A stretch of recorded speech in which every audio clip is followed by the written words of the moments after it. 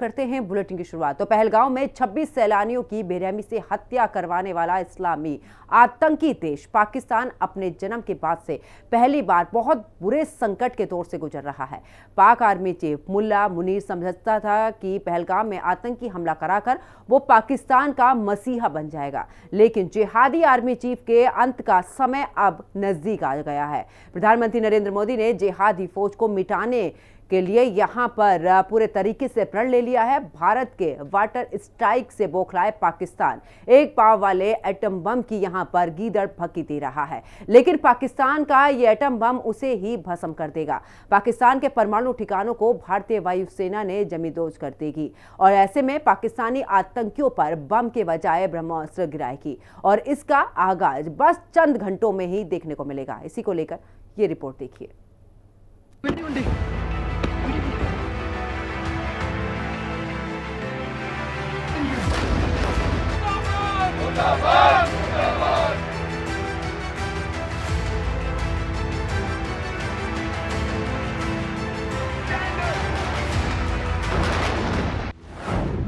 भारत का PoK plan Pakistan में कोहरा।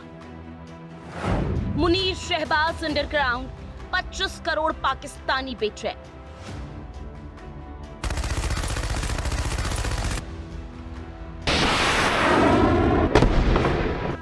पाकिस्तान पर हमले का ब्लूप्रिंट रेडी। कश्मीर से जैसलमेर तक बॉर्डर पर सबसे। अप्रैल में इंतकाम, मई में भस्म आतंकिस्तान।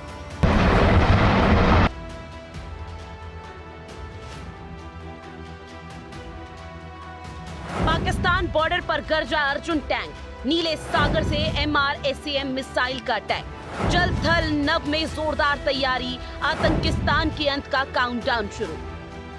22 अप्रैल को पहलगाम में जिस तरह से पाकिस्तान के पाले हुए आतंकियों ने 26 टूरिस्टों की जान ले ली, उससे पूरा देश गुस्से की आग में जल रहा है। 140 करोड़ हिंदुस्तान आतंकिस्तान को मिट्टी में मिलाने की मांग कर रहे हैं। प्रधानमंत्री नरेंद्र मोदी भी इस बार आतंकी और उसे पालने वालों को बख्शने के मूड में नहीं दिखाई दे रहे।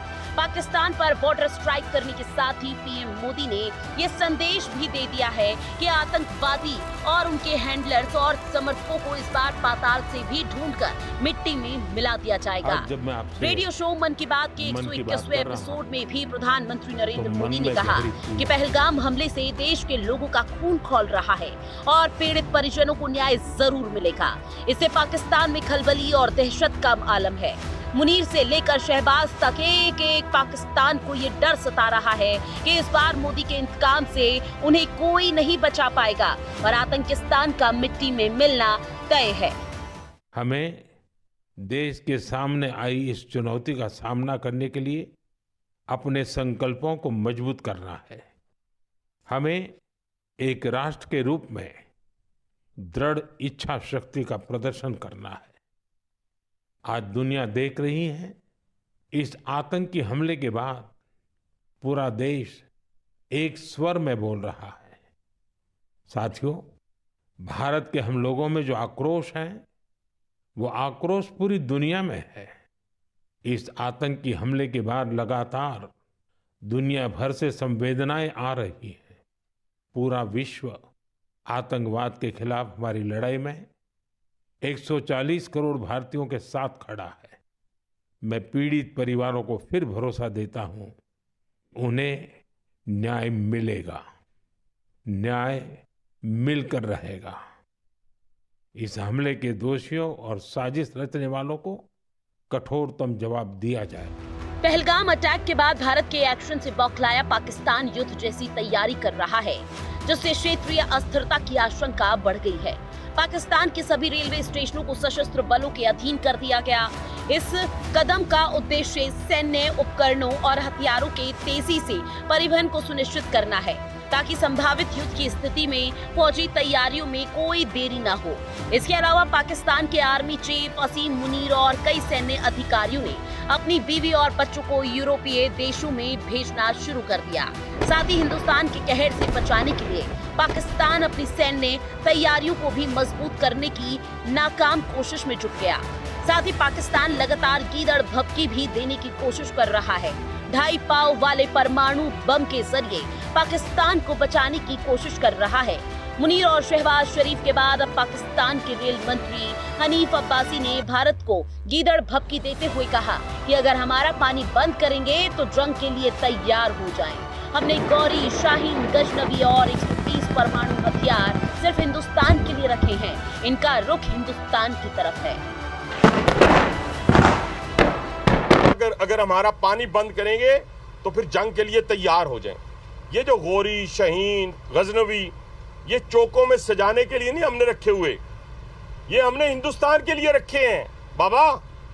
ये जो 130 एटॉमिक हमारे पास वेपन है, वो हमने सिर्फ मॉडल बनाने के लिए नहीं रखे हुए। और आपको पता ही नहीं कि हमने पाकिस्तान के किस किस हिस्से में रखे हुए हैं। ये दुनिया भी जानती है, आप भी जानते हैं। आपने बड़ी दफा कोशिश की, लेकिन जब आपको पता चला कि हमारे शाहीन जो है फिजाओं में आ गए हैं तो आप भाग गए। तो इसलिए मैं दोबारा दोहराने लगा हूं, ये जो शाहीन है, गौरी है, ये मैं फिर दोहराने लगा हूं, ये हमारे चौकों में नहीं है, ये हमारे बिल्कुल आप इनका रुख आपकी तरफ है और किसी की तरफ नहीं है। तो इसलिए ये सोचना भी ना कि आप पाकिस्तान की हदूद को क्रॉस करोगे, अगर सोचोगे भी तो उसका खमियाजा आपको भुगतना पड़ेगा। पाकिस्तान के रेल मंत्री हनीफ से पहले वहां के विदेश मंत्री इशाक डार ने पहलगाम में निहत्थे पर्यटकों पर अंधाधुंध गोलियां बरसाने वाले लश्कर के आतंकवादियों को स्वतंत्रता सेनानी बता दिया था। पाकिस्तान के पूर्व विदेश मंत्री बिलावल भुट्टो ने भी एक भारत को गीदड़ भभकी देते हुए कहा था कि सिंधु में या तो हमारा पानी बहेगा या फिर भारतीयों का खून। पाकिस्तान की ये बौखलाहट बता रही है कि भारत ने सिर्फ सिंधु जल समझौता समाप्त कर ही उसका क्या हाल कर दिया। सोचिए, जब भारतीय सेना का पाकिस्तान पर अटैक होगा तो पड़ोसी देश की क्या हालत हो जाएगी।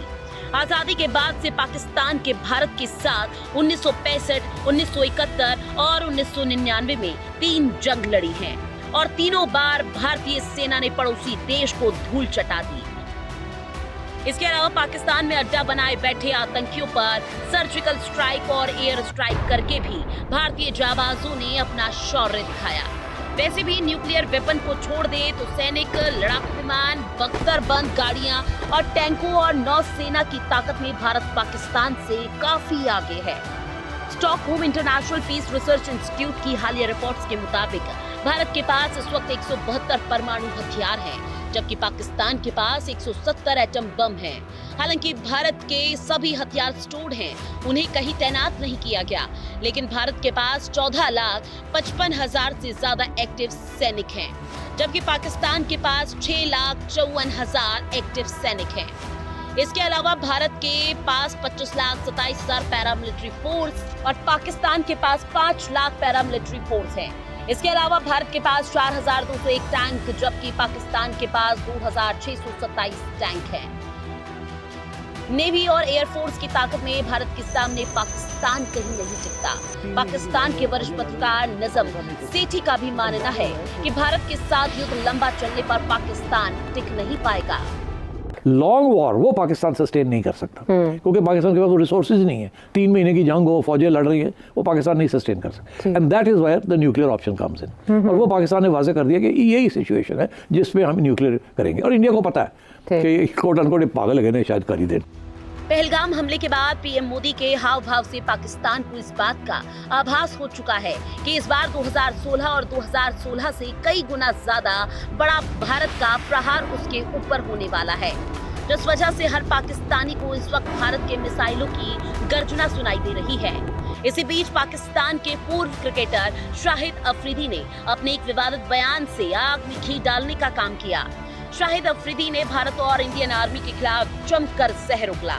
अफरीदी ने पहलगाम में हुए आतंकी हमले के लिए भारतीय सेना को जिम्मेदार ठहराया और कहा कि भारत में पटाखा भी फटने पर पाकिस्तान के ऊपर आरोप मढ़ दिया जाता है। इसके अलावा अफरीदी ने कुलभूषण जाधव, जो अभी भी पाकिस्तान की जेल में है, और अभिनंदन वर्धमान, जिन्हें 2019 के एयर स्ट्राइक के बाद पाकिस्तानी सेना ने पकड़ने के बाद भारत को वापस लौटा दिया था, उसका भी जिक्र किया, जिससे पाकिस्तान की बौखलाहट अब साफ देखने को मिल रही है। पटाखा पड़ जाता है वहां पे पाकिस्तान। तुम लोगों की 8 लाख फौज वहां बैठी है यार कश्मीर में, और ये इंसिडेंट हो गया, इसका मतलब है नालायक या निकम्मे हो ना तुम लोग कि सिक्योरिटी आप दे नहीं सके लोगों को। भाई क्यों पाकिस्तान, कोई सबूत ही दिखा दो यार कि पाकिस्तान ने, जैसे हमने आप लोगों को सबूत दिखाया है, एक अभी भी हमारे पास है, एक को हमने चाय पिला के वापस भी कर दिया आप लोगों के पास, सबूत तो दिखा दो यार, कोई चीज होती है। पाकिस्तान क्यों पाकिस्तान? प्रधानमंत्री नरेंद्र मोदी ने साफ कर दिया है कि बैसरन घाटी के एक एक गुनहगारों को मिट्टी में मिला दिया जाएगा। इंडियन आर्मी के साथ ही नेवी और एयरफोर्स खुद को किसी भी स्थिति के लिए तैयार करने में जुटी है। इंडियन आर्मी ने घातक अर्जुन टैंक के साथ पाकिस्तान बॉर्डर के समीप अभ्यास किया है। साथ ही इंडियन नेवी अपनी युद्ध की तैयारियों को और मजबूत करने में लगी हुई है।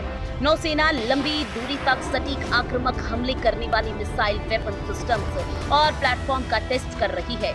इसके अलावा इंडियन नेवी के जवान भी अपने वॉर ड्रिल्स और ज्यादा कड़ा कर रहे हैं। अपनी बढ़ती तैयारियों को लेकर इंडियन नेवी ने अपने ऑफिशियल एक्स हैंडल से कुछ वीडियो भी पोस्ट किए, जिसमें वॉरशिप से मिसाइल प्रहार किया जा रहा है। जानकारी के अनुसार ये जहाज भारतीय नौसेना का INS सूरत युद्धपोत है। इसमें से जो मिसाइल दागी गई है वो मध्यम दूरी की सतह से हवा में मार करने वाली मिसाइल MRSAM है। खास बात यह है कि दागी गई मिसाइलों से बहुत दूर तक सटीक निशाना लगाया जा सकता है। सेना ने कहा कि वो देश की समुद्री सुरक्षा के लिए पूरी तरह से तैयार है और समुद्र में कहीं भी कोई खतरा हो, हम उसका आसानी से सामना कर सकते हैं। भारतीय नौसेना की गतिविधियों को देखते हुए पाकिस्तान डरा हुआ है और उसने लाइव फायर अलर्ट जारी कर अरब सागर के ऊपर नो फ्लाई जोन घोषित कर दिया। वहीं नाविकों को भी इस एरिया से दूर रहने की सलाह दी गई है। जिस दिन ये पुलवामा हुआ उस दिन हमें उनकी अटैक और ऑक्यूपाई कर लेना चाहिए था, इतनी देरी नहीं लगानी चाहिए थी। जैसे हमें 26/11 में नहीं कुछ किया, देर लगाते रहे, पूछते रहे, बातें करते रहे, पार्लियामेंट में अटैक के बाद पूछते रहे, बातें करते रहे, यहाँ पे भी पूछते रहेंगे, बातें करते रहेंगे। नहीं, सारी दुनिया को अब तो सारे वर्ल्ड आपके साथ में है, सारी इस्लामिक कंट्रीज आपको सपोर्ट कर रही हैं, आप किस बात की देर कर रहे हैं? अब समय मत गवाइए। ये जो पाकिस्तान ने जो कर रहा है ये दुनिया को पता है। वो क्यों कर रहा है? वो कि आपको मूर्ख बनाने की कोशिश कर रहा है और फिर भी फायदा उठा रहा है। पर अब उसके धीरे धीरे बौखला रहा है, जिसका वर्ड हम बहुत यूज़ करते हैं, क्योंकि अब उनके टेररिस्ट पकड़े जा रहे हैं। अब हम स्लीपर सेल्स को खोद खोद के निकाल रहे हैं। ये बहुत बड़ी उपलब्धि है हमारी गवर्नमेंट की, इसका हमें पूरा फायदा उठाना चाहिए। केंद्रीय गृह मंत्रालय ने पहलगाम आतंकी हमले की जांच NIA को सौंप दी, जिसके बाद DIG, IG और SP के नेतृत्व में NIA की कई टीमें बनाई गई और NIA ने जम्मू कश्मीर पुलिस से पहलगाम केस की डायरी और FIR की कॉपी को लेकर इसकी जांच शुरू कर दी है। वहीं जम्मू कश्मीर में आतंकी नेटवर्क तोड़ने के लिए बड़ा अभियान चलाया जा रहा है। घाटी के जंगलों में सर्च ऑपरेशन लगातार जारी है। जहां भी आतंकियों के छिपने की खबर मिल रही है वहां मुठभेड़ की जा रही है। आतंकियों के घरों को धमाके के साथ जमींदोज कर दिया गया। सुरक्षा बलों ने कश्मीर घाटी में पिछले 3 दिनों में 10 से ज्यादा आतंकियों के घर ब्लास्ट से उड़ा दिए।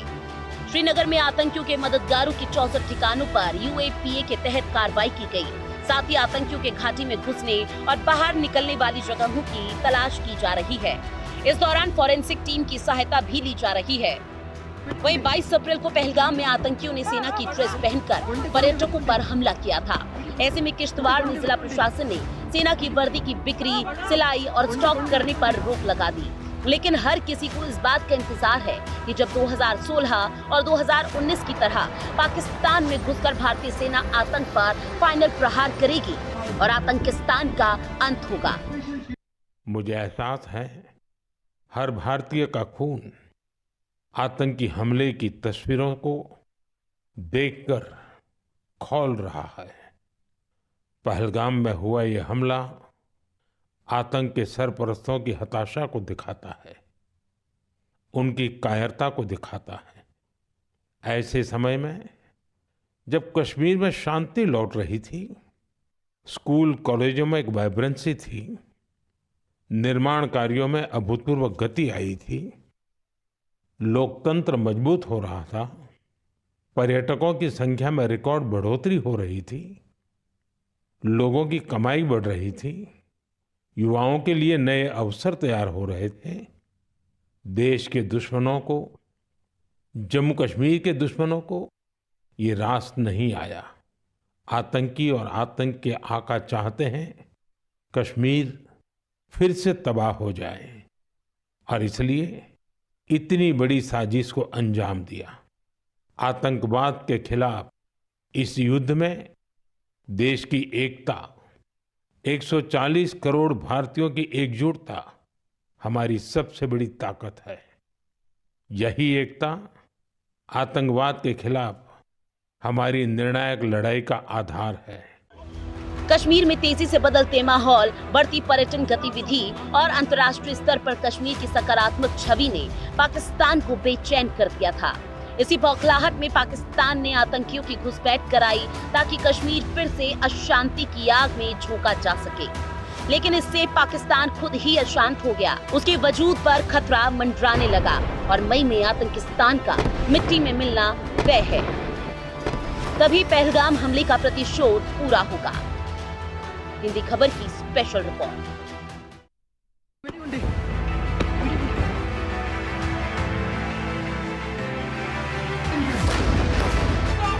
मुर्दाबाद